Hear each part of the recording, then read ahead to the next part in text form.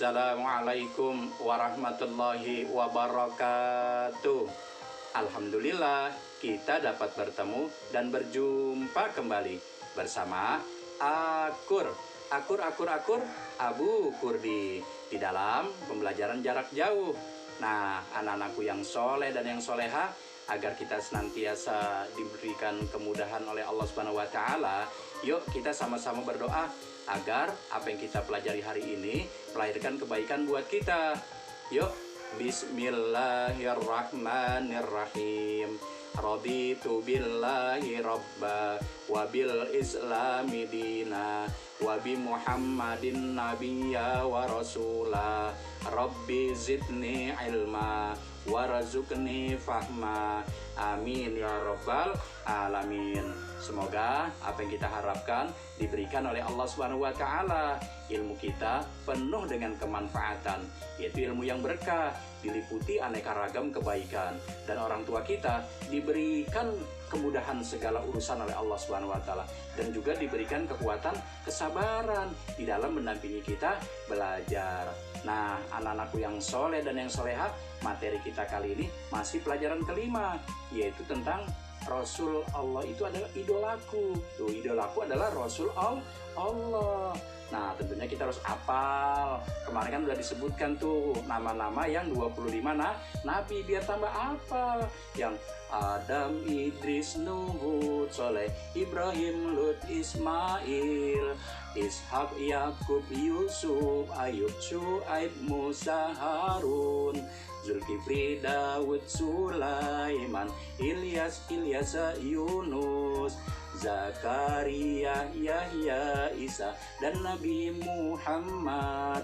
Tuh, terakhir Nabi Muhammad Sallallahu Alaihi Wasallam. Hafalin ya, sekalipun tidak berurutan, kalian harus hafal nama-nama Nabi. Jangan nama pemain bola kalian hafal, masa nama Nabinya nggak hafal? Kan katanya mau dikumpulkan bersama orang-orang yang soleh, mau dikumpulkan bersama Nabi dan Rasul nanti di surganya Allah Subhanahu wa Ta'ala. Harus kenal dan harus hafal, karena wajib. Kalau kalian tidak hafal, nah dosa setiap hari kalian. Nah, anak-anakku yang soleh dan yang soleha, materi kita kali ini adalah tentang kisah keteladanan Nabi Sulaiman alaihissalam. Nabi Sulaiman alaihissalam adalah putra Nabi Daud alaihissalam. Setelah Nabi Daud alaihissalam wafat, Nabi Sulaiman alaihissalam menggantikannya sebagai raja. Nah, mujizat yang paling terkenal adalah diberinya keistimewaan oleh Allah Subhanahu wa Ta'ala, yaitu dapat memerintahkan bukan hanya kepada manusia, melainkan juga kepada hewan, angin, dan jin. Nabi Sulaiman alaihissalam dapat juga menjadikan angin bertiup atas perintahnya ke tempat yang ia kehendaki. Allah Subhanahu wa Ta'ala pun menundukkan jin-jin untuk melayani Nabi Sulaiman alaihi salam. Tuh, jadi keistimewaan Nabi Sulaiman dapat menundukkan jin dan juga dapat menundukkan angin, mengatur angin tuh, disuruh ke sana jalan, dan juga bisa berbicara kepada hewan. Tuh, di antara mereka ada yang dapat membangun istana dan benteng-benteng. Ada juga yang bertugas menyelam di laut untuk mengeluarkan mutiara dan batu-batu mulia. Allah Subhanahu wa Ta'ala juga memberikan kepuasan pada Nabi Sulaiman alaihissalam atas setan-setan yang kafir, sehingga ia mampu mengikat mereka untuk mencegah kejahatannya. Luar biasa keistimewaan Nabi Sulaiman, dapat mengikat setan-setan yang kafir. Ya, nah itu tolong harus diingat tuh sejarah ini. Nah, anak-anakku yang soleh dan yang soleha, Allah Subhanahu wa Ta'ala juga memberinya mujizat berupa kemampuan mengerti bahasa binatang. Tuh, jadi Nabi Sulaiman bisa berbicara dengan hewan. Nah, itu adalah diantara mujizat-mujizat Nabi Sulaiman. Mereka pun kaya raya dan berkuasa. Nabi Sulaiman alaihissalam tetap rendah hati.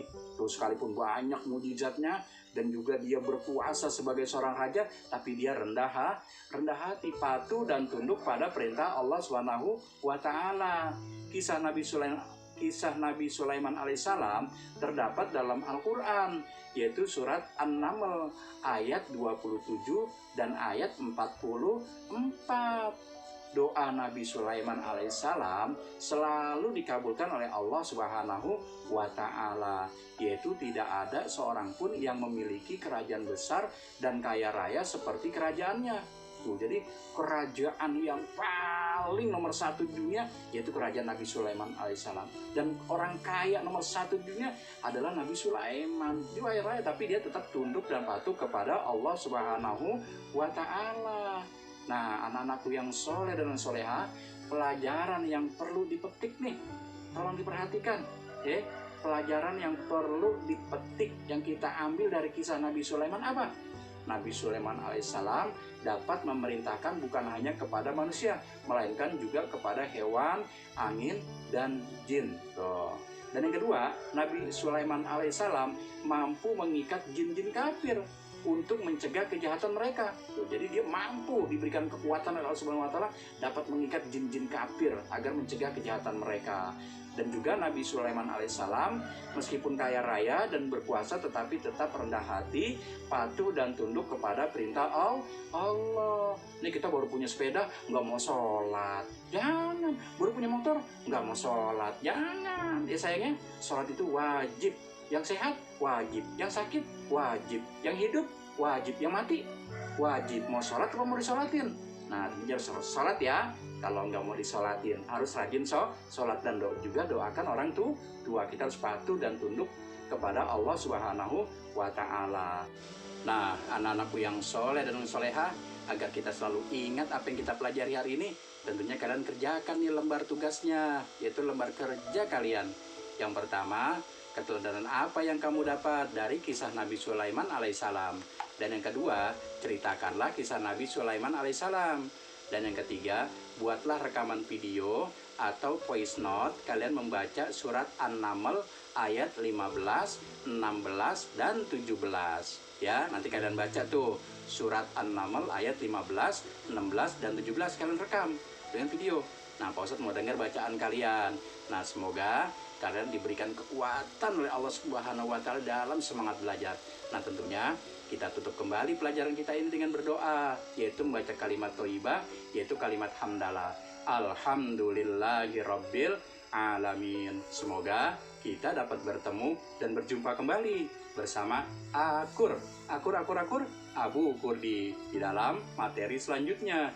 Wabillahi taufiq wal hidayah. Wassalamualaikum warahmatullahi wabarakatuh.